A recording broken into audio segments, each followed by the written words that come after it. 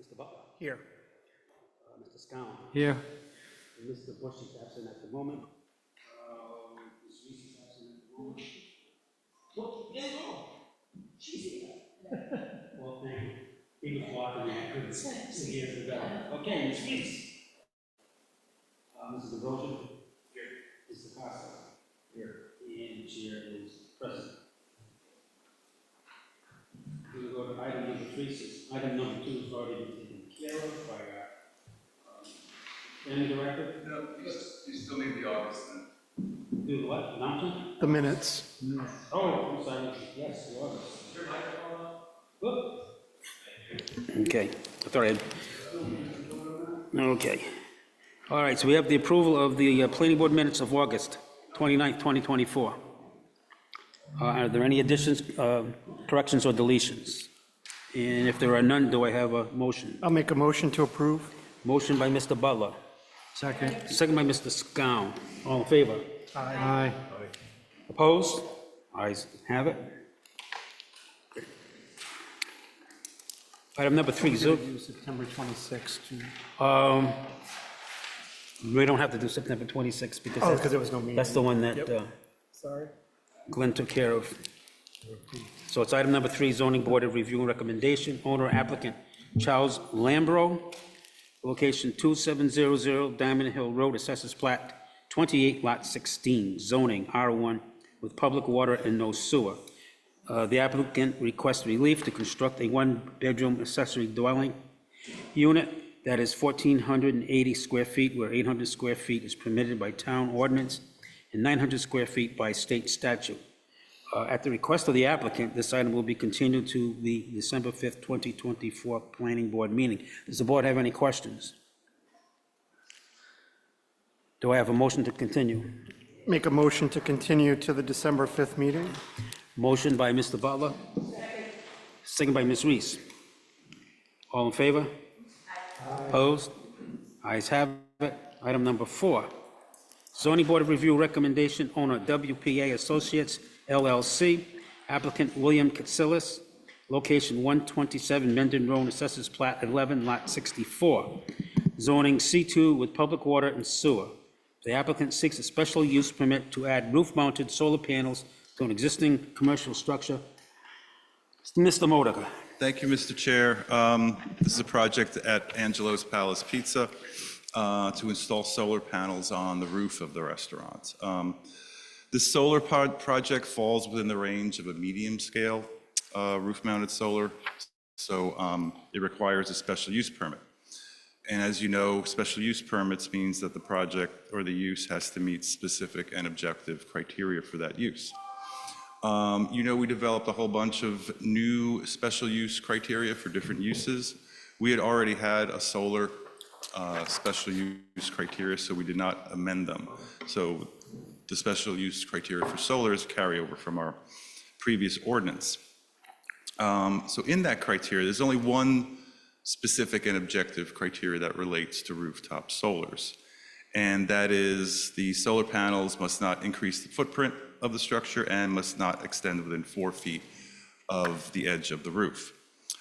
In this case, the solar panels are more than 4 feet from the edge of the roof, so this one criterion has been met. The project's consistent with the comprehensive plan as the town supports renewable energy, so we're recommending forwarding a favorable recommendation to the zoning board. Does the board have any questions, Mr. Modica? I see that the applicant is here and his attorney. Mr. Parrington. Thanks, Mr. Chairman. Scott Parrington for the applicant. Even though the sole criteria, as mentioned by Mr. Modica, basically has been met, and that's really what we're talking about with the special use permit. Just out of some courtesy, and I appreciate their indulgence, I did ask some members of the solar engineers firm to come down, just in case you had any technical questions at all. I can recall in previous meetings that there had been, for solar projects from the board, some technical questions. And again, notwithstanding the sole criteria here regarding the no extension, of the structure. Just in case you had questions, they were kind enough to come down, so. Does the board have any questions for Mr. Partington or the solar representatives? I don't have any questions, but I would just say, because Mr. Partington alluded to it, I think the concerns we've had in the past is when applicants have come in with a plan to take down trees, which doesn't seem very environmentally friendly, to put up solar panels that are environmentally friendly, so it seems like a net even. I think in this case, this is exactly what the town wants, is in these commercial areas where you have commercial buildings where you're not taking down trees, it's in an area where it's not going to bother anybody, there's no, abutting neighbors. I think this is exactly what, the town was looking to promote when we took on these solar projects. I think it's perfect, to be honest. Essentially, there's no trees around there either, really.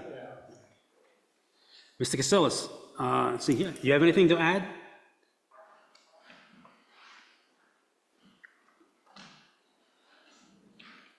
Nothing. Not really. Oh, But no, well, if my energy costs go down, hopefully I won't have to keep raising the price of the pizza. But other than that, thanks for taking care of us today, and hopefully you approve this special permit request. okay. Does the board have any comments at this point? If none, I'll entertain a motion. I'll make a motion that we forward a recommendation to the zoning board that the special use permit should be approved as the proposal does not expand the existing footprint of the structure, aligns with the comprehensive plan's environmental goals, and satisfies the specific and objective criteria set forth in the zoning ordinance, and send along with our recommendation a copy of Mr. Modica's memo dated October 31st, 2024. I have a motion by Mr. Butler. Do I, and a second by Mr. Costa. Any discussion? Hearing none, all in favor? Aye. Opposed? Chair votes yes, motion carries. Okay. Item number 5, public hearing, comprehensive permit, preliminary plan, owner applicant, Tavares Home Solutions, project name Madison Complex, location 5 Hatch Street, assessors plat 1, lot 115, zoning R3 with public water and public sewer. The applicant proposes to build a 2-story, 5-unit townhouse, 2 of which will be deed restricted as affordable. The applicant requests approval of the preliminary plan. Mr. Modica. Thank you, Mr. Chair. So the planning board approved the master plan for this project in November 2023. The board also approved waivers for minimum lot size and maximum lot coverage. The principal difference between the approved master plan and this preliminary plan is the applicant has addressed stormwater management to the satisfaction of Public Works Department, and landscaping has been provided in accordance with the regulations to screen the property from neighboring houses. One issue that was discussed at last year's meeting was the possibility of opening up Hatch Street, which was closed several years ago by the owner of the adjacent industrial property due to illegal dumping. With 5 units here, there's probably going to be nominal increase in traffic, so we wouldn't recommend opening Hatch Street at this time. Wait until the project's completed, and then we can reassess if opening would be warranted. So overall, the planning department finds that this comprehensive permit is consistent with the comprehensive plan, and we're recommending approval of the preliminary plan. Does the board have any questions for Mr. Modica? Mr. McDonald. Is the applicant going to have any witnesses testify? I believe the applicant's here, Well- and then the engineer. Well, I'll ask the question if you can't answer it. And with the plan, the stormwater management being acceptable to the town, perhaps the question's moot, but I'll ask it anyway. When I look at the map, the easternmost point, which is somewhat the southeastern portion of the lot, it's roughly 100 feet from the pond, and the paperwork has no topographical map, so I don't know what the difference in elevation is between the property and the pond. And if you could address that, is there a history of any flooding with the properties that are on that street? Do you want to take that?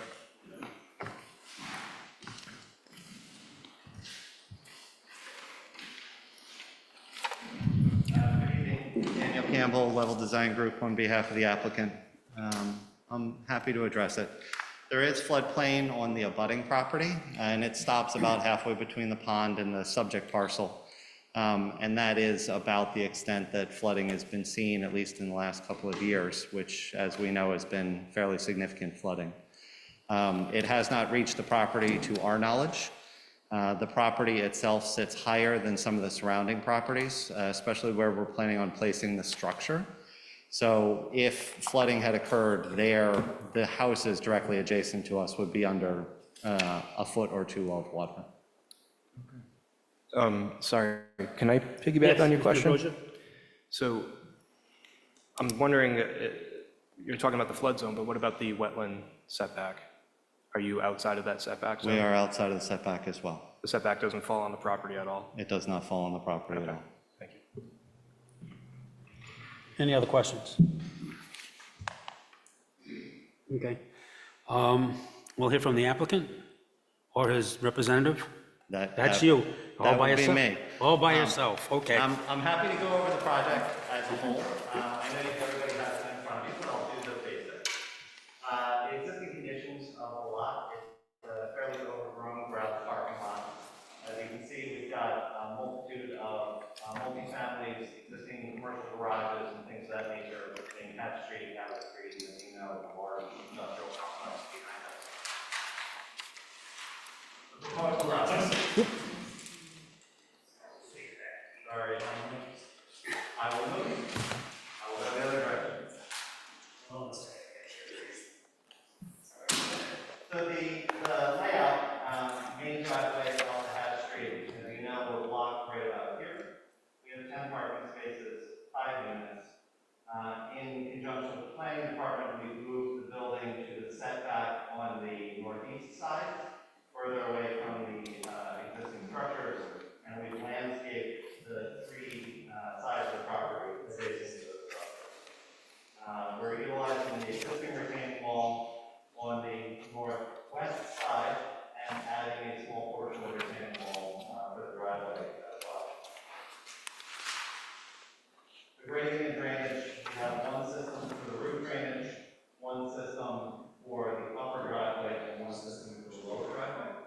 We've got fairly decent soils on site, and we're able to mitigate peak flows for the majority of the homes. We do have town water, town sewer available, and early gas on the street as well. Happy to answer any questions. Board, have any questions?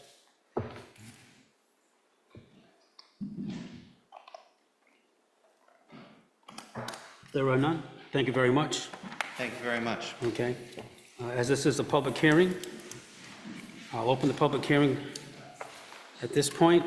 If anyone has any questions or concerns, please come to the podium and give us your name and address for the record.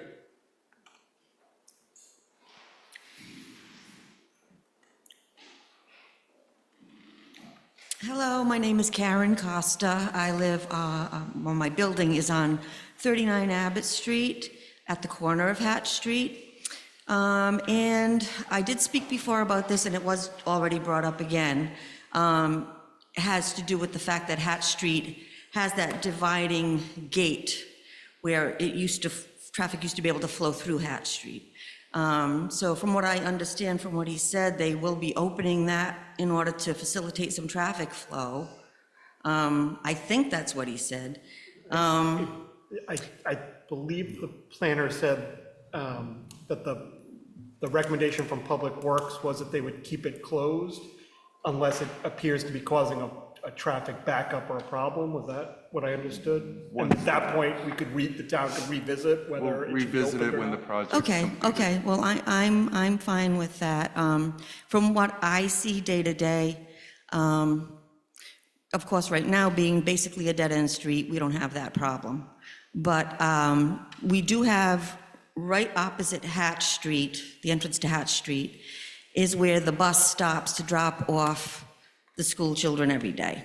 And people do come and park on Hatch Street in order to pick up their kids.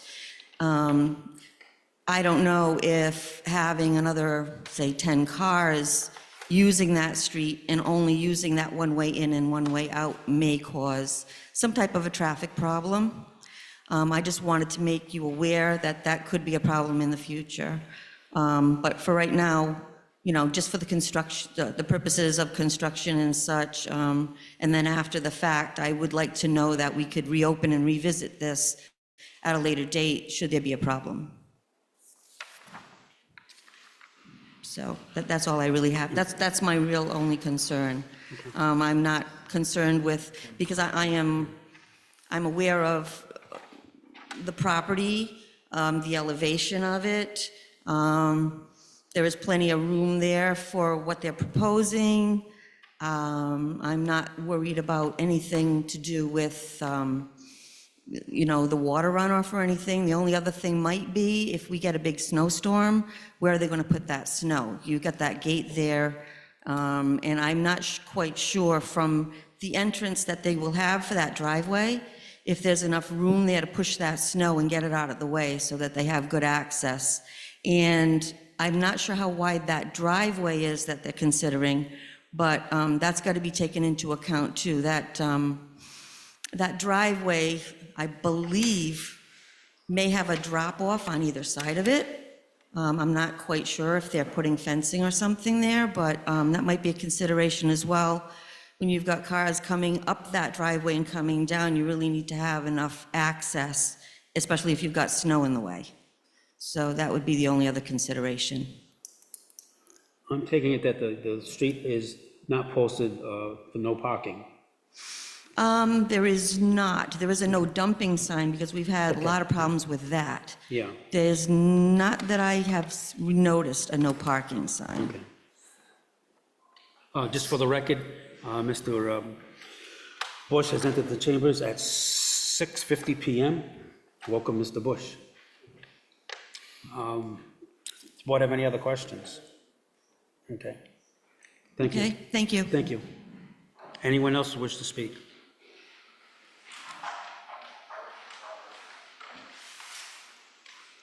The only thing I'm going to do is I ask, since the Director of Public Works is here, can you comment on any of the concerns that have been raised at this point? So Joseph Duarte, Public Works Director. We did review the stormwater analysis. We're satisfied with what they're proposing. We were not recommending to remove the gate because of the litter circumstances that have been there over the years. And we do follow along with what he said, that we'll visit that if we need to, and we'll ask to have that gate removed, or we'll remove it ourselves. We don't see any issues right now, even with snow plowing. We'll manage. We have other roads similar to that, and you know, we'll just manage whatever needs to be done out there. So we're not concerned with the project. Board have any other questions? Thank you, Mr. Duarte. And then since I'm going to close the public hearing, restrict comments to the board, since there are no other attendees wishing to speak at this point. Mr. Modica, is there anybody online? We do have one person on Zoom, so if you want to speak, please click the raise hand icon. I think Hosni is, yeah, okay, so no, there's no one. Okay. All right, pleasure of the board.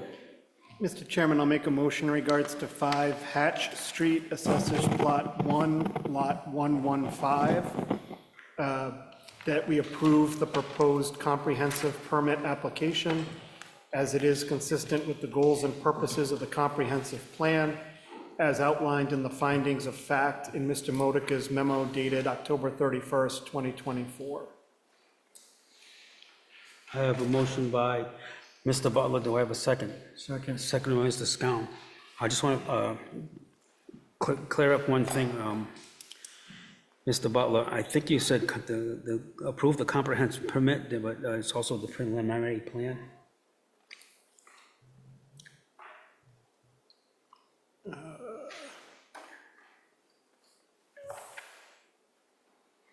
I was reading from the recommendation, but Okay, I can, yeah, we can add preliminary plan. thank you. Yep. Any other discussion? The comprehensive permit in colon preliminary plan, yes. Hearing none. All in favor? Aye. Opposed? Chair votes yes, the motion carries. Thank you. Item number 6, public hearing, major land development preliminary plan, applicant Kimley Horn and Associates, owner SROA 95 Industrial RI LLC, project name Storage Rentals of America, location 90 and 95 Industrial Road, assessors plat 23, lots 184 and 185. The zoning is I-1 with public water and public sewer. The applicant requests preliminary plan approval to construct an approximately 21,000 square foot, single-story, self-storage facility. Mr. Modica. Thank you, Mr. Chair. As you may recall, this project initially came in about 2 years ago with a proposal for a 3-story self-storage building that required a change to the zoning ordinance. The applicant ultimately withdrew that application, and now the proposal is for a one-story self-storage facility that's allowed by right without the need for any variances or waivers. The planning board approved the master plan at its January meeting of this year on the condition that the applicant submit a revised landscape plan as well as a lighting plan. And those conditions have been met. To screen the building from the houses to the east and north, more landscaping and buffering has been introduced along the side and the rear of the building, as well as a 6-foot-high opaque fence around the perimeter. The lighting plan shows that all illumination will be contained well within the property boundaries. The applicant's also shown that stormwater runoff can be managed in the stormwater basin, which is located on the lot to the south, which has the same owner. Mr. Duarte, our Public Works Director, is here if you have any questions about stormwater. But overall, the Planning Department finds that this application is consistent with the comprehensive plan, and we're recommending approval with the condition that the 2 lots, 90 and 95 Industrial Road, are merged and an administrative subdivision is recorded before recording final plan. Does the board have any questions for Mr. Modica? Thank you. Thank you. Mr. Partington, is this yours? Yes, sir. Okay.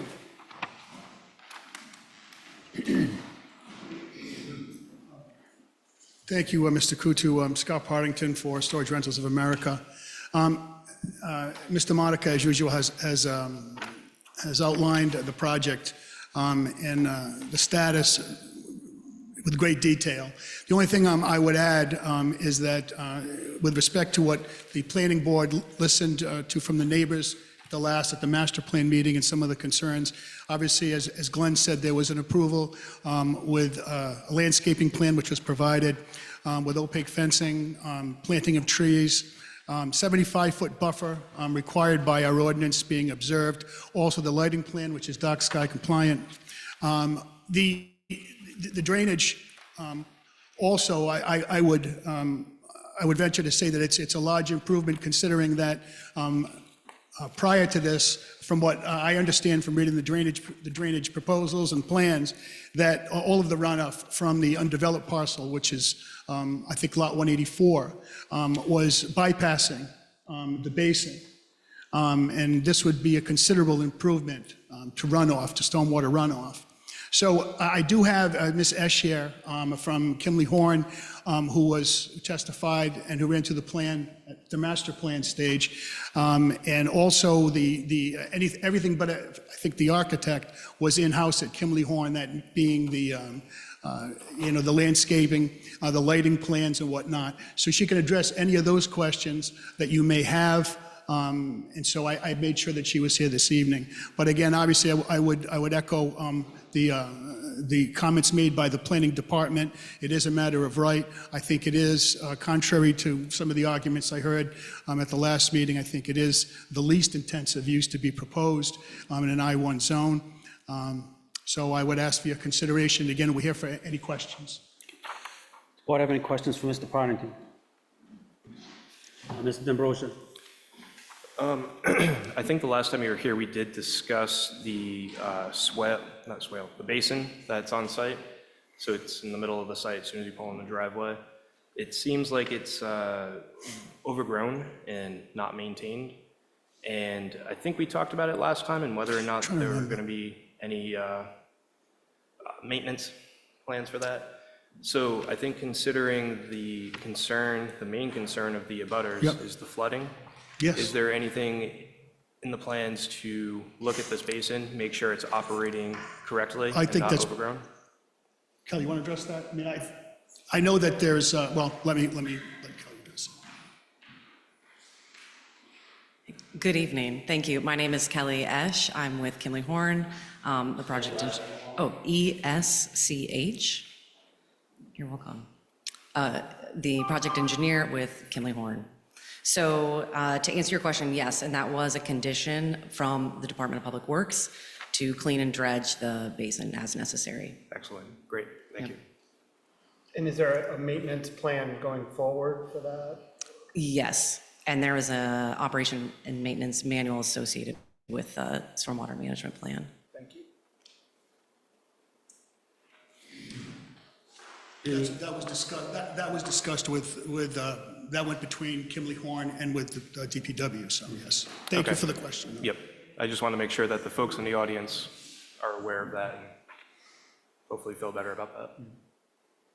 Well, our ordinance requires, and Mr. Costa could definitely testify to that, that the basins have to be maintained, cleaned, and inspected. Am I right, Mr. Costa? Correct. So it's up to the powers to make sure that that's done on a regular basis. Well, I'm well aware of the board's concerns about the maintaining of the basin, and they should be. I mean, it can be, get messy real quick. Yeah. That's what happens when you own the waterfront property. Well, all those things have changed for the most part, but this is a situation where the private now, they're asking for relief. There's a basin to be maintained, and they're going to have to do it, so. Yes, I had an opportunity to visit Mr. Costa's waterfront property, and I can attest to, everything that he says about his waterfront property and, maintenance and the cleaning that needs to be taken care of on a regular basis. Not an unreasonable request. No, and it's by ordinance anyway. Yes. Yeah. Board, have any other questions for Mr. Partington or his expert? Okay. So at this point, I'll open up the public hearing for anyone who has any questions or comments at this point. Please come to the podium and give us your name and your address for the record. Yeah. Hello, Brian Ascoli from 36 Genoway. Ascoli, A-S-C-O-L-I. 36 Genoway. So I wanted to just bring up a few questions or discussion points related to the site plan. I know that previously we had discussed the barrier, both in distance and a visible barrier that would be established. And we had talked about the oakenite as an example of a good visual barrier that was done previously. And I just had a few concerns with the tree layout on the site plan. I know with the oakenite, which does a great job of protecting the neighborhood across on Diamond Hill there, there's like a continuous barrier of spruce-like trees that I believe is built up on a berm that provides good coverage for the building there. So on this plan here, I'm seeing that it's not necessarily a continuous barrier that covers the entire length of the building. I see that there's some spaces to the northwest and northeast here. And also on the east portion, the plan proposes using some deciduous trees, which I don't think are going to provide as good coverage as the spruce-like trees. In addition, the properties that are abutting mine, which is one of the ones to the north, as well as the neighbors to the east, we're all below grade from the proposed structure. So I was hoping there would be more of a berm, as was used in the Okanite project, to provide more height. I think the max height of the building at this corner here is about 17.6, I believe. So the proposed trees are 6 feet in height, and I see a berm created just to, not really to elevate the height of the trees. The trees are still planted at ground level. It's just a surrounding berm. So I guess my request would be to build this on more of a berm, or potentially use larger trees there. We're using, the plan calls out the use of 6-foot trees here. So, I mean, not even half the height of the building there. So I was hoping there would be more coverage from those trees. And then, like I said, potentially more spruce trees to the east as well. Also wanted to bring up the lighting. So the lighting plan calls for the lights to be at 10 feet. I know the solid fence around here is 8 feet proposed. So, I'm sorry, 6 feet proposed. So I was hoping to see at least 8, if not 10 feet on the opaque fencing around the north and the east side here.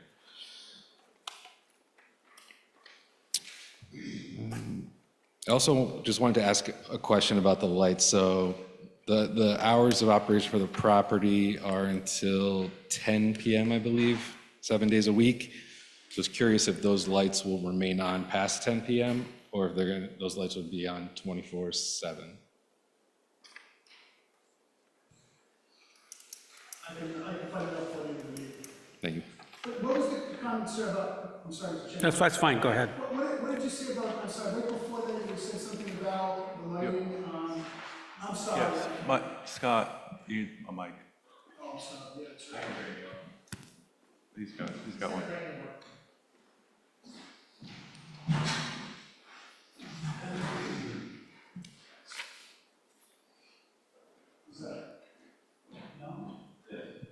Is it on? Okay, there we go. All right. I'm sorry, I was looking at something you were saying about the landscape plan, but you said something about lighting. And again, I apologize, I didn't, it was right before the comment that you made about the times that the lights were going to be on. The fencing? The height of the lights relative to the fencing. I believe the fencing, the okay. lights are set at 10 feet high on the building, and the fencing is proposed to be 6 feet high. And if I'm not mistaken, isn't it 2 feet above grade, the 6 feet? I don't believe so, because No? Okay. on this corner of the lot, we're actually below grade of the proposed structure. Okay. Thank you. Yep.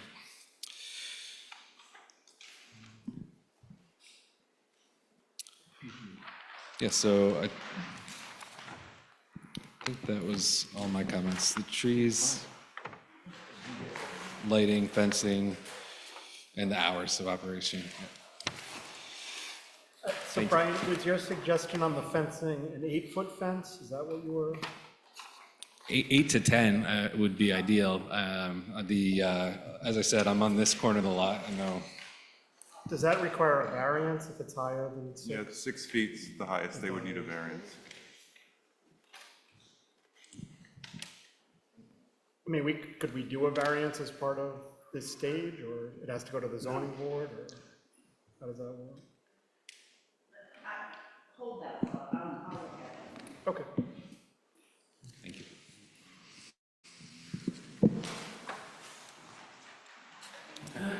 That's it. Thank you. Oh, thank you. I do agree with your spruces are the tree to use as much as you can, especially in areas where the sight distance or visual distance is of concern. As far as I'm concerned, the more the merrier when it comes to spruces, and also the heights and the spread of them, how large they will get at the base. You just triggered a thought. So I also wanted to mention the fact that one of the areas where there is a gap in the spruces, there is a proposed egress in the building on this corner where this gap is. So I guess one question about that entryway or egress, is that an emergency exit only, or is that going to be used for loading? Emergency only. Yeah, I had that question myself. But still, I mean, that's I good to bel- hear that is an emergency exit, but Yeah. still, if we could, provide more coverage there, I think that would be great. I believe by code, there has to be another means of access egress. In Yep. case there was, an emergency inside the Right. building. And there's usually a distance between access and entry points. So I'm guessing that that's probably what the intended use for that doorway is. Sure. Certainly, it wouldn't be something that anybody would be carrying in large size of whatever they're gonna be storing in there. Yeah. Yeah. Okay, yeah, I can understand that. Yeah, so hopefully we can just provide more spruce coverage in that location. Thank you. Thank you. Good evening, Amy Archer, 32 Genoway, last name's Archer. I have two comments, a couple of them related to what Brian mentioned. I think I mentioned both at the last hearing, just wanted to bring them up again. The 75-foot buffer is a minimum. I know the spruces will eventually grow in time, so there'll be a nice buffer, but in the beginning, they're gonna look kind of sparse, so if they could move the building even just maybe 10 feet, it might give them enough room to stagger 2 rows of trees so that they infill each other, but then eventually in time would grow towards each other. I'd be okay with the 6-foot fence as long as they put up more trees. As long as the trees were shielding it, I don't think the fence would need to, if that's a consideration to the board. And then my second comment is about the hours. Since they're going to be moving the operations closer to the residential neighborhood, if they could consider hours that comply with residential quiet hours. I believe the noise ordinance is quiet between 9 p.m. and 7 a.m. So if their hours were 7 a.m. to 9 p.m., it would jive with that, being adjacent to the residential. And I think that's it. Those are my 2 comments. Thank you. Mr. Ponnington, you have those comments? My only comments are, again, and I will be glad to take a moment to speak to who I have to speak to about some of the comments that were made today. I will tell you that or off the bat, I know to accommodate the 75 feet and the 3 stories down to 1, the building was already moved. I can tell you that's a non-starter. The building's not going to be moved. Well, I'm looking at the footprint of the building. You don't have much. No, yeah, I mean, I don't, I appreciate the comments Yeah. and the willingness to compromise with respect to, to areas that they consider to be sparse. I do know, and I'm not a tree guy, but I believe that spruces are the fastest growing just about of trees, aren't they? That particular species is very fast growing. Yes.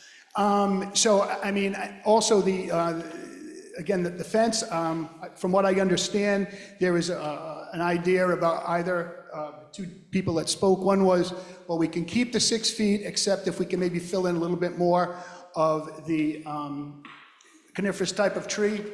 And on the other hand, maybe 8 feet would be okay as on the other side of it. So I guess I can make the request, and also clear up the question of the hours of operation with respect to the lights, and whether they're going to be on 24/7.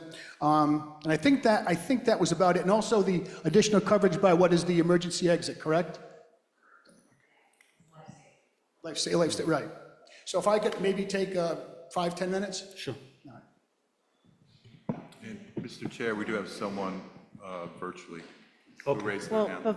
Mr. Chairman, just to clear up the fence issue, so that limitation or max height only applies to agricultural and residential zones. So you can impose any condition on fencing. Okay, thank you. Mr. Chairman, Mr. McDonald? do I understand the issue with the lighting, it's light pollution, is that correct? Okay, I'll just put this up, I'm not advocating this, but I'll just put this up there. In looking at the schematics, it appears as if the lights that are proposed are omnidirectional. And again, the possibility of directional lighting such that they roughly 180 degrees rather than 360. Is that an alternative to requiring or stipulating a fence height greater than 6 feet? And I'm happy to explain the lighting just a little bit too, so hopefully eases some of your concerns. Sorry. So they are full cutoff wall packs. So, and then if you look at the photometric plan provided, you're getting 0-foot candles, like, I mean, way out from the property. So there is absolutely no, I mean, so they're just those, if you look at the detail of the wall pack, I mean, it is directional and they're full cutoff. And I believe full cutoff means 70 degrees up, so you're not getting any light pollution, and they're just wall-mounted wall packs above the doors. There's one door on the side, so really there's one light that would be even facing the residential property, none on the rear, facing the other residential properties, and then just one and then there's at the entrance doors. So that emergency egress door for life safety, and they are full cutoff LED lights. So no pole-mounted lights anywhere on site, just building-mounted, full cutoff, dark sky compliant lights that are downcast. Mrs. Roger? A lot of lighting nowadays, you have a lot of options as far as programming. Yeah. Some of them can dim or be motion activated. Are there any options as far as that's concerned where they're at, say, a 10 or 20% power while they're not activated? Once motion goes by, then they illuminate? I would think so, especially at that egress door. We can see what provisions for, Yeah, types that of might- controls are. I mean, the amount of time that walkway is actually going to get used is going to be very Exactly. minimal. Yep. So if you had a provision to accommodate a dimming light that would make it a lot less brighter, that might alleviate the situation. And then I didn't know if, just to speak briefly to the landscape plan that was provided. So those new plantings were placed in effort to preserve the existing vegetation as much as possible while providing that adequate screening to the residential neighbors. And that's why you have kind of, it looks, a bit of odd spacing that was to work around the existing vegetation. So we're not like tearing out, everything that's existing to place those evergreens. And then at the request of the planning department, we did switch. It was originally a chain link fence. And so the client has agreed to, upgrade that and provide a fully opaque fence. So that was also a change since the last plan that you saw. Mr. Butler? I mean, this is much more in Mr. D'Ambrosia's wheelhouse than mine, but, I don't know, with my limited knowledge of the landscaping, I don't see where you could add much more landscaping. So if the applicant was willing, it seems like a good compromise would be to do an 8-foot opaque fence, which would at least provide some screening until these trees get, more towards maturity and kind of provide that natural screening. I certainly understand where they're coming from, and I'm not a fence guy either, so I don't know how much more of a cost the extra 2 feet is on the fence, but it seems like it would be a reasonable compromise to provide some extra shielding. And, these trees grow fast, but I mean, it will be years. I mean, it won't be months. It'll be, years before they come to a big mature level. Looking at it, I don't know where you would put any more really big spruces to create more screening, but that's just my 2 cents.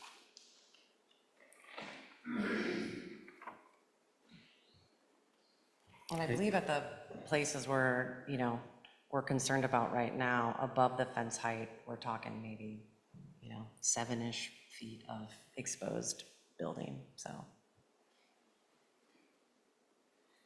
How high up are the lights when they're mounted? How high up above the ground level? 10 feet.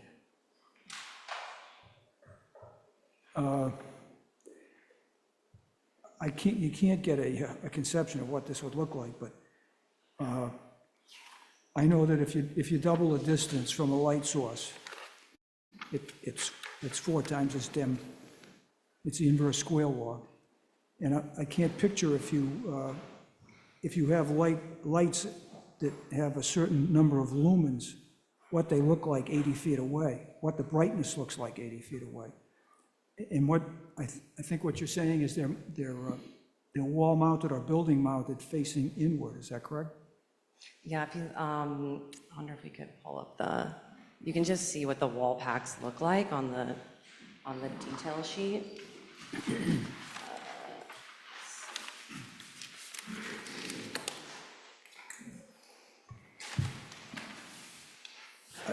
I think what we might be looking for is compromise might not be a good word, but the abutters have a legitimate concern, and we're not trying to impose too much of a burden on the applicant.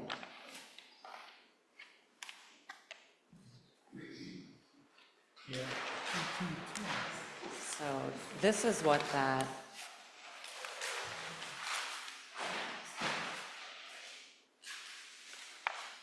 I'm sure you've seen these around. This is what that wall pack looks like, right? Yes. Yeah, so.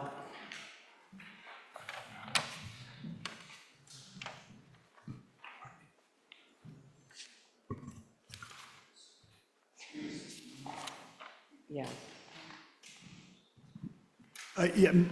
Mr. McDonald, I just, again, with the directional, I don't see how that would be a concern unless you were concerned about the neighbors just looking at the fixture itself. It wouldn't involve any lighting coming over the fence height, because it's, again, it's not omnidirectional, it's down, basically. The light is pointed downward. Yeah, the fixture itself has that shield. Okay. And so it's downcast. I mean, it's basically, and if you look at the photometric plan, I mean, you're basically like, it's like a flashlight effect because of that downcast. So I mean, the light doesn't even reach mid distance between the building and our property line. So you're not getting any light past, kind of midway, if you will, between our building and the property line. Mr. McDonald, I'm looking at the lighting plan provided, and if you look at the foot candle legend, and you can see looks like contours, land contours. So it shows 0.0 lumens. So I agree with the engineer's description. I looked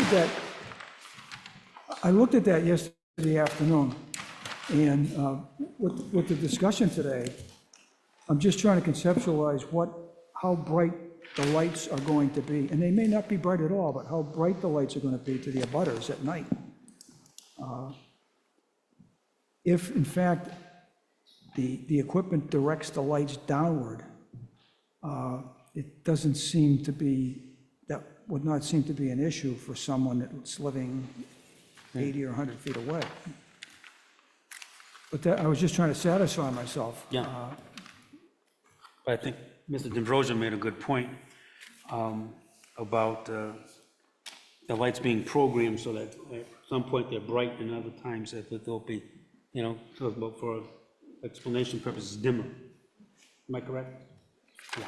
That makes an awful lot of sense to me. Mr. D'Ambrosio has It would also depend on how long we get the answer on that 24/7 lighting too, that may figure into that whole consideration. Yeah. Just one other consideration, just also thinking about the distance and the topography at which a person standing would be looking up and having to be able to look through existing vegetation and proposed vegetation and opaque fence and then over that fence to see, a building wall backlight. I think it's pretty well screened, and I don't think, based on the photometric plan that we've prepared, that lighting would be of any an issue. Yeah, I agree with everything that's been said. Thank you.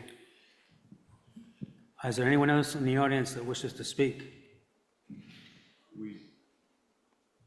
We also have someone Yes, virtually. am I, Mr. Modica?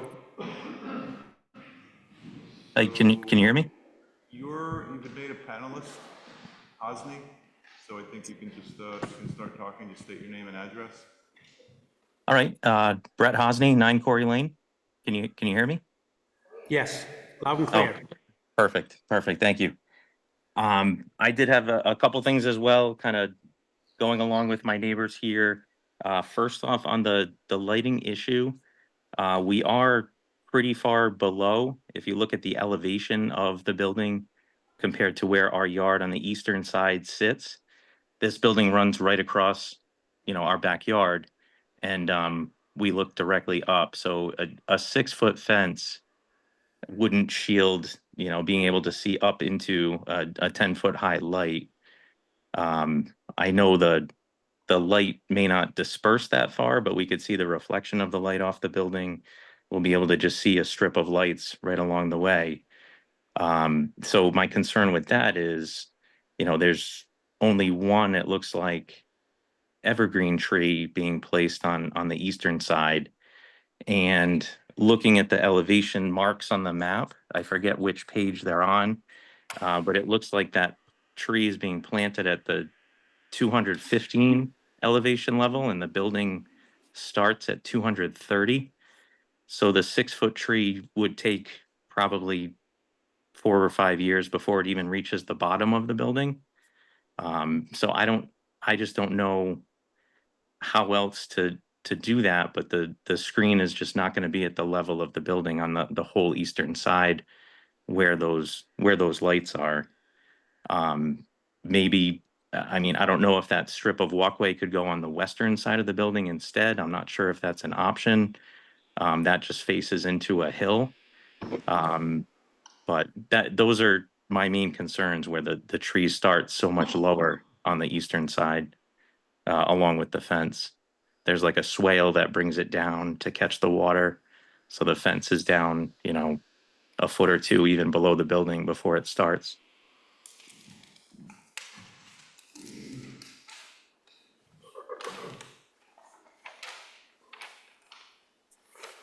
Mr. Chairman?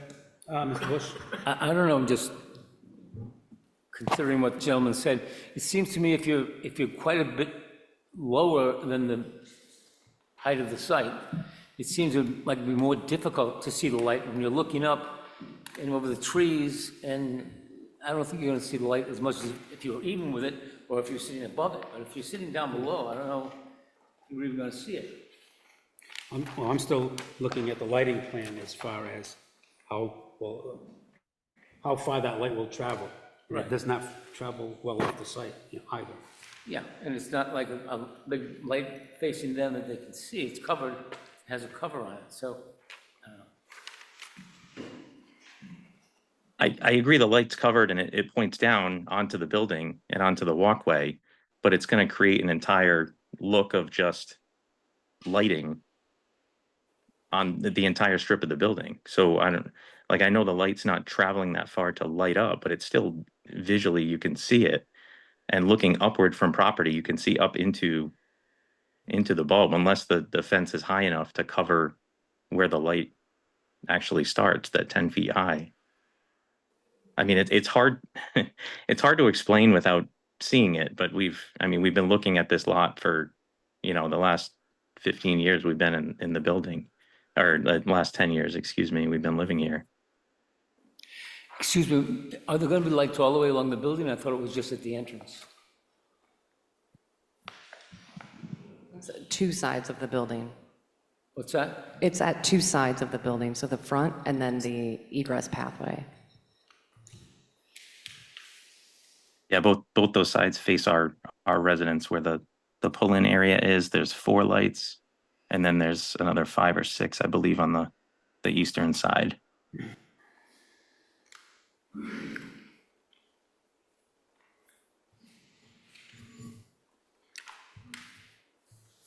well, I'm not adverse to it, I don't know how the rest of the board feels, to increasing the height of the fence. I know we talked throughout 8 feet, but anywhere between 6 and 8, you know. It seems to me to be the easiest compromise, given how far this project has come. It just, again, I'm not a fence guy, so I don't know what that differential is as far as cost. I don't want to put extra burdens on the applicant, but this is just one of those really tough sites where you have an industrial park backing up right against a residential area, and you know, I think any compromise that can be made to get the applicant what he wants and get the abutters some sense of relief would make sense. So, and I say that with understanding and the appreciation that the applicant has come a long way from the original plan for this. So I mean, I understand the applicant's made a lot of concessions during this process. This just seems like one minor thing that would get this over the finish line and would provide some comfort to the abutters. Well, I think one of the big things is the opaque fence. That's gonna make a big difference over a chain link fence. Yeah. So, I mean, I'm kind of pleased that that was proposed.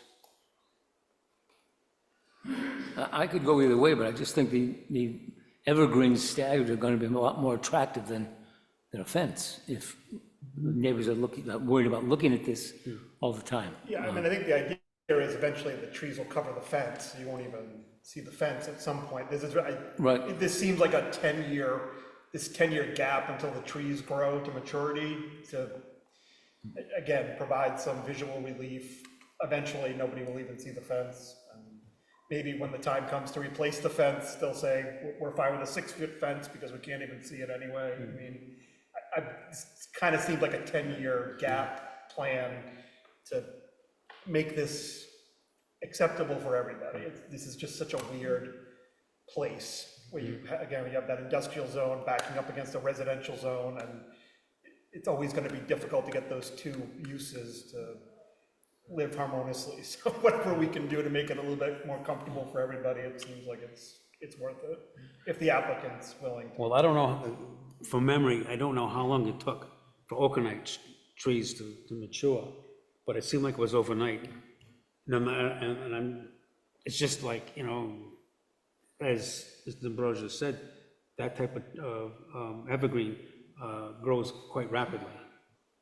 Those are also planted on a hill. Yes, on a berm, yeah. But you had a much different situation because okanite's building the height that it was at, and then the road. You almost couldn't see it when they built it. True, absolutely true. True.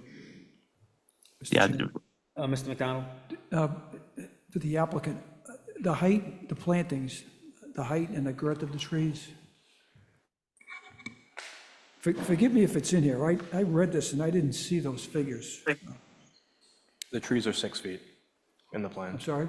The trees are 6 proposed feet 6 tall feet. in the tree. Okay. At planting? Okay, all right, thank you. can I say one more thing? Sure. So I would be certainly happy with that as long as there were evergreens along the eastern side. Like I said, there was only one. You know, our concern is with the lighting and the cars pulling in and all of that, just having that evergreen barrier and growing higher each year, that would be fantastic. That whole side, it's hard to tell on these plans, but the whole side is like a wall of riprap that's just declining in height.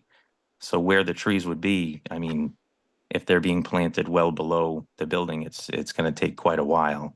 So that's why having the fence there, at least to start, would be much more helpful.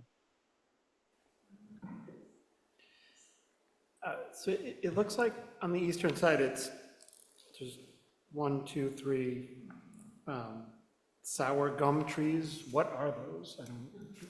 Mr. D'Ambrosio. Those are tupelo trees. They're what? Tupelo. They're a deciduous native tree. They're really nice. Kind of evergreen type? I'm sorry? Are they evergreen type trees? or No, they're deciduous, so they'll lose leaves. They lose their, 'cause that looks like it's what's on the majority of the eastern side. There's Correct. one spruce, but then there's those three gum trees. Which aren't going to give much buffer in the winter when the leaves are gone, right? So,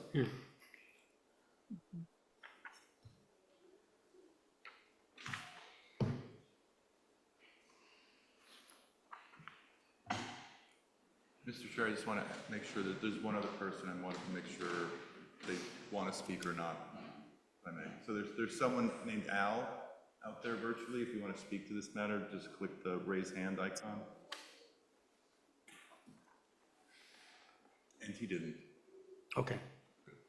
Thank you. Yeah, I'm looking on the eastern side. Maybe you could take and put one or two more spruces in there instead of the, what do they call them, the sour gum trees.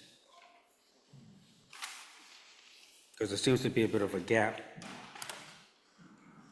there, but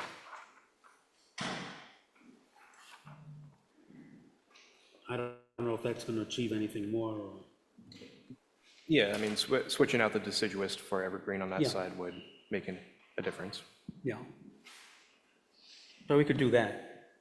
Have a couple more spruces put in there along that side.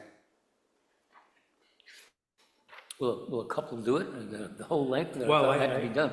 I have to refer to the pros from Dover on that. Yeah, I okay, don't know the exact number, right. but I'm just looking at the way the plan shows it here and that, yeah, maybe two or three more, but that's just, on a graphic depiction of it. Just one follow-up to, oh, sorry, yeah, Brian Escoli. Just one follow-up to Brett's comment from the virtual meeting. We talked a lot about the lighting on the building, but I think a major source of light pollution is going to be from cars pulling in to that lot for loading and unloading that Brett just mentioned. That would be facing the eastern part of the property. So I think additional spruce trees and potentially increasing that fence height could provide some coverage from those headlights. Well, like around the corner of that building at the entrance, at that particular corner on the east side. What is? I'm looking at what they're showing here, where the main entrance is, and it shows a sour gum tree. And certainly that could be replaced with, a spruce Yep. to help screen it. Fence also does go down past the building and then heads westward All right. along the front of the building as well. So if that's solid and that's there, that should block headlights coming in. Thank you. Okay. No one else, Mr. Monica? Okay. At this point, I'll close the public hearing. I think we're waiting for Mr. Partington. Oh, yes, Mr. Partington. Should we take a recess? We could take 5 minutes at this point. Yeah. The only ones that kind of really can appreciate it, ain't that? Appreciate that are the older guys that know.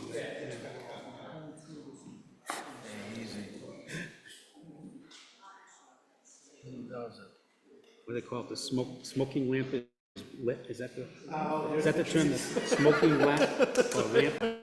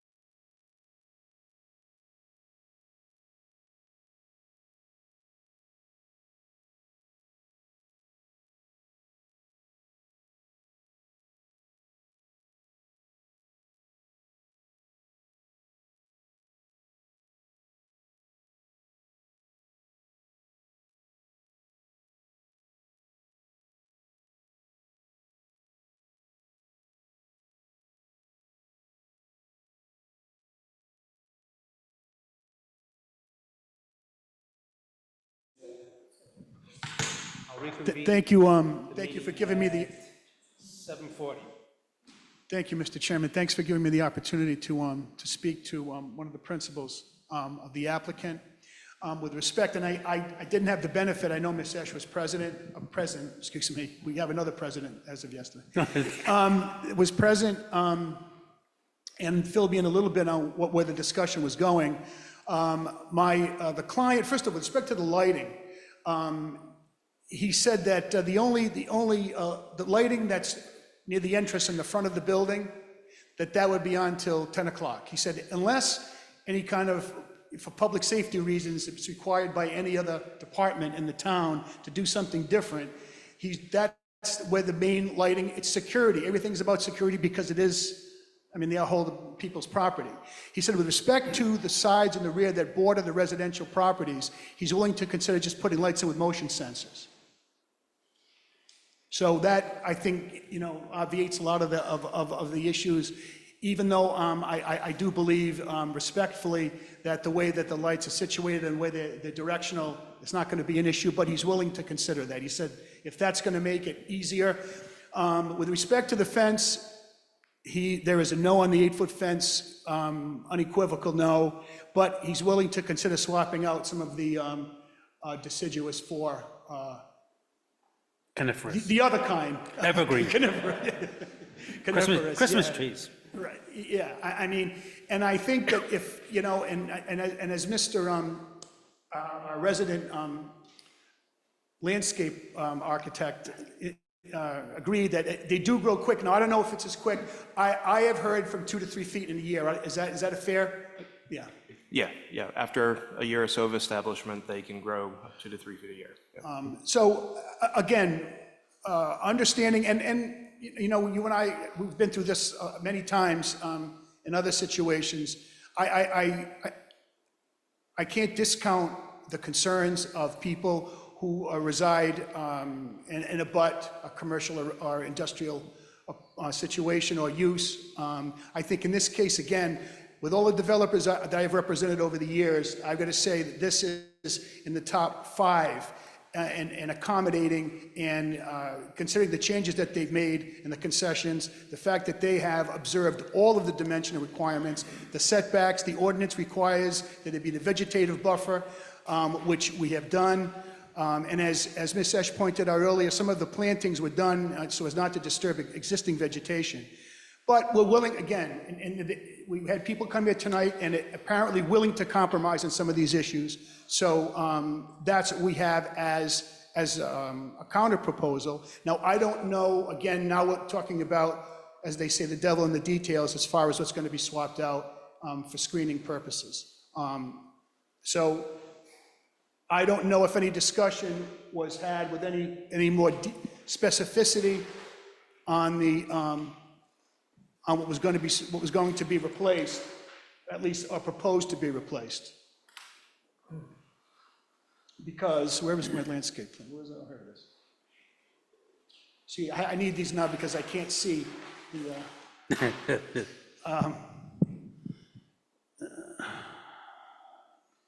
So we have our list, we have our numbers.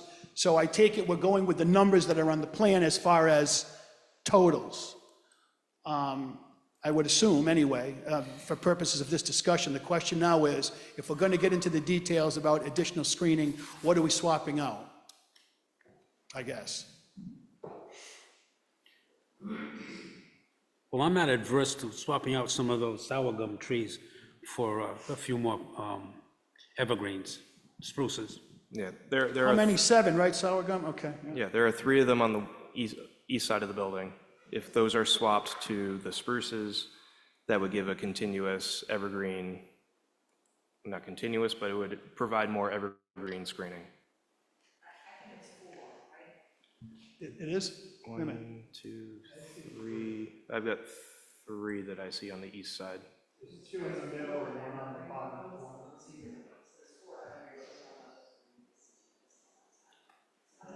Yeah, I see 3 also. I also see 3 on the east side, right? Okay, right. I'm fine with that, as opposed to even considering raising the height of that fence, only because you get to a certain point where the height of that fence looks like we got a penitentiary up there. It's gonna be, because it's opaque, it's gonna be a huge wall. So if we can, mitigate that with some of the spruces. So so far we've got, and thank you for the suggestion, we've got the 3 sour gums on the east side to be swapped out for coniferous, for the evergreen.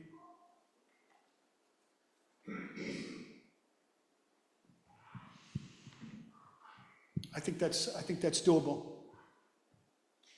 And then does that also include the motion lighting as part of the? Yeah, again, I was told that would be something that he would consider, in order to alleviate whatever perceived problems there are on the east and north side. Again, he said, look, I'm just concerned about safety. He said, and I assume that everyone who lives around there is concerned with that as well. And so if motion senses at least, if there's going to be any activity back there that, may be nefarious for some reason, and then, at least they'll have that protection. Well, I'm okay with that. So at the moment, the 2 changes are the coniferous and motion sensing lighting. Is that correct? Yeah. Those are the changes. Yeah. Thank you. Is the motion sensor just the east side, or is it the east and the south? Well, it wouldn't be south, right? It would be, I assume it would be just the east side, yeah. Yeah. Yeah. Because that's, right.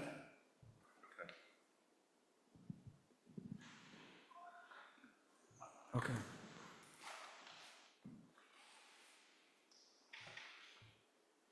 Is there anything else? I just wanted to repeat, I know you were out of the room, Mr. Partington, but I did say while you were out of the room that I do acknowledge, I think we all acknowledge that the applicant has been very accommodating from where we started this process to now, and so that is appreciated. I mean, as you know, there are applicants who come here who are not willing to compromise at all, so I think we all appreciate that there's been a willingness, and I appreciate the neighbors, the abutters, expressing their opinions, but being reasonable about As the do I. requests that they have. As do I. made.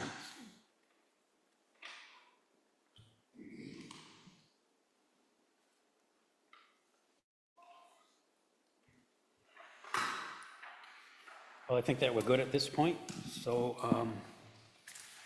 public hearing has been closed. I'll restrict comments to the board, and I'll entertain a motion. I'll make a motion in regards to 90 Industrial Road, Assessors Plat 23, Lot 184, that we approve the preliminary plan to construct an approximately 21,000 square foot, single-story self-storage facility with the conditions that 90 Industrial Road, Assessors Plat 23, Lot 184, and 95 Industrial Road, Assessors Plat 23, Lot 185, be merged prior to recording final plan, and that the landscaping plan be updated to reflect that the 3 proposed sour gum trees on the east side will be replaced with the evergreen trees, and that the lights on the eastern side of the building will be put on motion sensors to reduce any light pollution on that side of the building. And the motions made on the basis of the findings of fact in Mr. Gamodica's memo dated October 31st, 2024. Have a motion by Mr. Butler. Any other discussion? Oh, thank you. Second by Ms. Vrashich. Any other discussion? Do we need, I know it's a major land development, do we need to get administrative final on the record, or, I know by statute, right, it's automatic? It's automatic now. Any other discussion? Hearing none, all in favor? Aye. Opposed? Chair votes yes, motion carries. Thank you very much, thank you, Thank you. appreciate it. Thank you. Item number 7, Town Council recommendation, ordinance number 24-26, an ordinance amending the zoning ordinance to establish a residential compound use by special use permit. The proposed ordinance would permit the subdivision of properties with more than one dwelling without the need for a variance. Mr. Modica. Thank you, Mr. Chair. One change to this zoning ordinance I want to note from what was mailed to you and then what was emailed to you, we've changed the title of the ordinance. We removed residential compound, so now it's called an ordinance amending the zoning ordinance to permit the subdivision of a lot with multiple residences by special use permit. We also changed at the bottom of page 1, 18.3W. We removed residential compound, and now it says criteria to subdivide a lot with multiple residences. So those are the only changes. The rest of the nuts and bolts remain the same. So we're introducing this ordinance because we've had some requests to subdivide property where there's more than one dwelling on a lot. In many instances, there's no way to subdivide that property without creating your own hardship, either through not meeting minimum lot size or setbacks, frontage, or other dimensional requirements. So this is a way to remove that nonconformity of multiple houses on a lot. There's about 80 properties or so in town that have more than one residence on a lot. These properties range from 4,000 square feet to 8 acres. So this ordinance will take a non-conforming situation of multiple houses on a lot, make them conforming, and the special use permit criteria allows the board some flexibility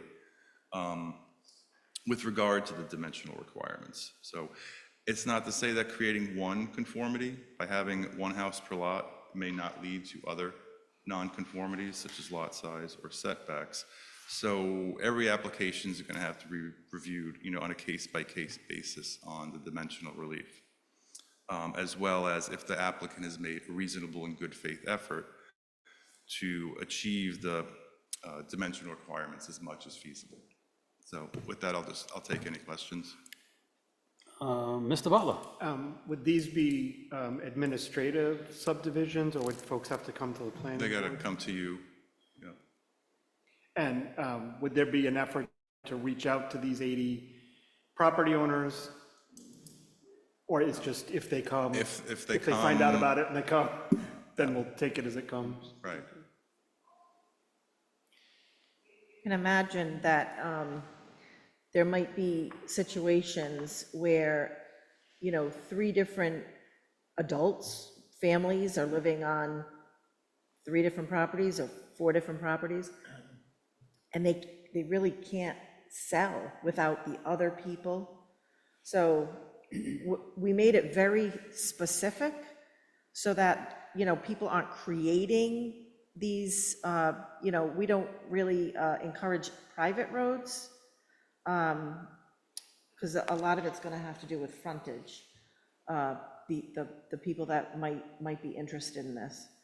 But it's a way to accommodate people that, again, you're not going to see anything different on the site. It's really just going to be lines on a piece of paper. But it helps with those situations.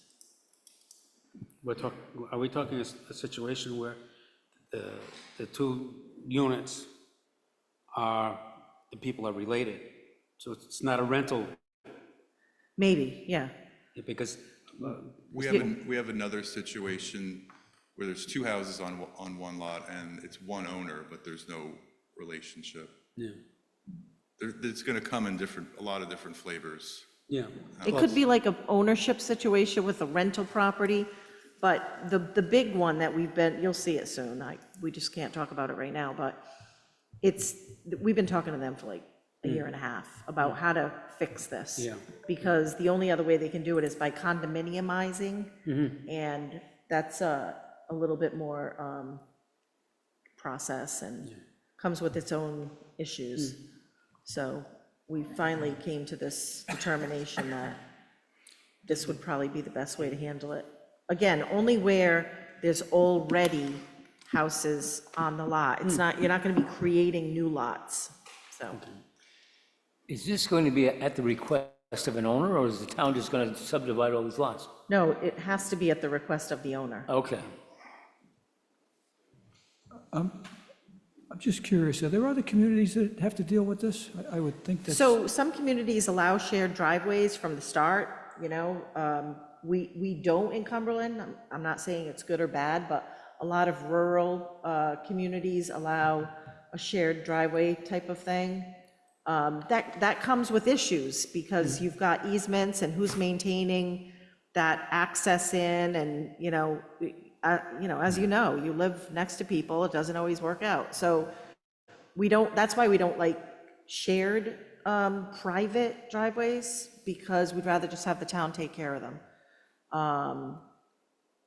But yeah, this is really meant to accommodate property owners that are in a situation where they're sharing the entire lot together as owners. So. We did have a situation not that long ago, maybe within the past 5 years or so, where what they did was, I think there was a 50-foot right-of-way, okay? So they had that as frontage, okay? What they did was, and what was approved back then, was to split that right down the middle. It was do you remember that one? There was one driveway. Wow.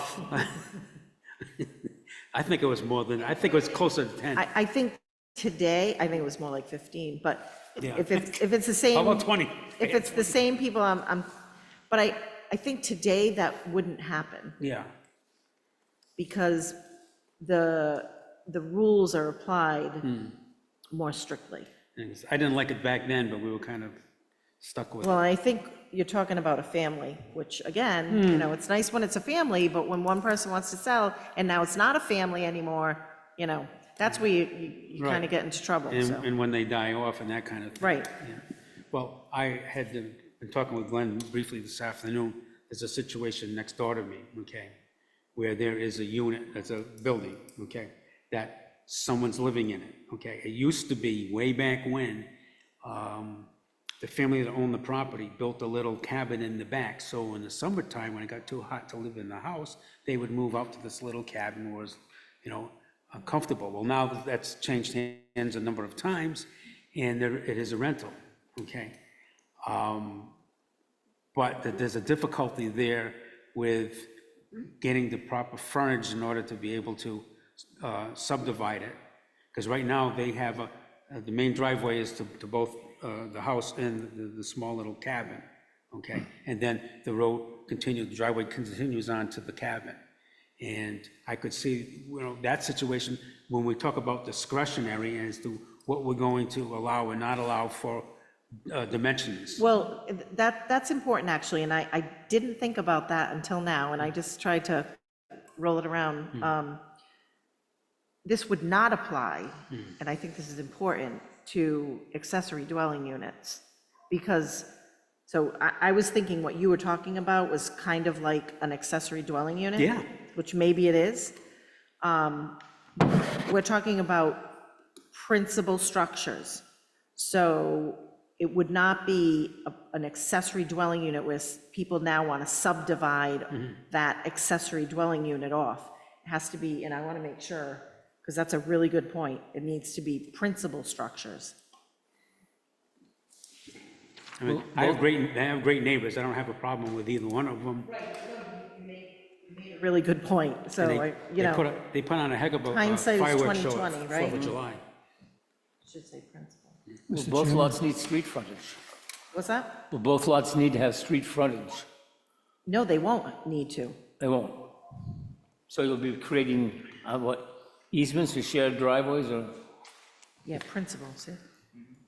I'm sorry? I'm sorry, they'll be creating an easement or a shared driveway in Yes. order to get together? Okay. Yes.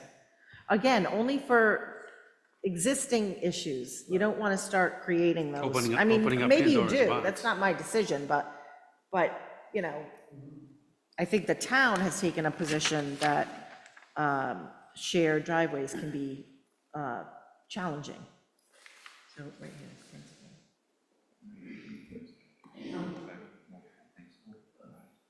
Any other comments? Yes, maybe, yeah. Mr. Chairman, I'll make a Mr. Butler. motion that we send a recommendation to the town council that the proposed ordinance number 2426 meets the goals and purposes of the comprehensive plan as outlined in Mr. Modica's memo dated October 31st, 2024. Motion by Mr. Butler. Second by Ms. Rashich. Any other discussion? Thanks, Karen. Good night. Hearing none, all in favor? Opposed? Good night. Chair votes yes, the motion carries. Item number 8, public hearing, community development block grant CDBG, housing rehabilitation application program year 2023. Mr. Modica? Thanks, Mr. Chair. So this is the annual grant round for the Community Development Block Grant. To benefit low and moderate income households, either through home repair, building of affordable housing, providing jobs, or undertaking public improvements. This is the first of 2 required public hearings. This one is purely informational, where we're seeking input from the public, planning board, on what the town can do to assist low, moderate income families and individuals. So any comments from the public can be directed to the planning department, and the public comment period is open until next Friday, November 15th. Board have any questions or comments?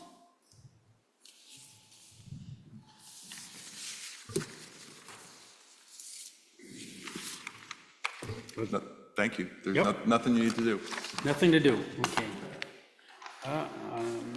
Item number 9, approval of the proposed 2025 planning board calendar. Mr. Modica. So your calendar, your meetings are still on the last Thursdays of the month, except in November, the last Thursday is Thanksgiving, so we've moved it to December 4th. Make a motion to approve the calendar as presented. I have a motion by Mr. Butler. Second by Mr. Scown. Any other discussion? Hearing none. All in favor? Opposed? Chair votes yes, the motion carries.